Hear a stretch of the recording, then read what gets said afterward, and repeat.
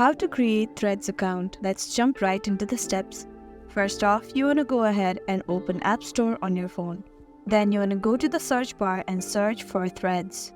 As soon as you do that, you want to tap open the Threads and Instagram app and tap on Get. Now you have to verify that it's you by entering the password or putting on your Face ID or fingerprint.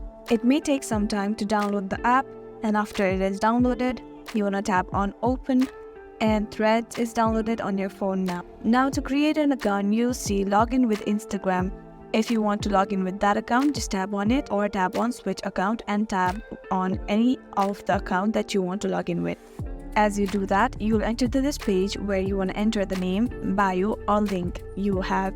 You can add it from there or you can import it from Instagram and tap on next and tap on public profile or private profile that you want to put the profile into, then tap on next.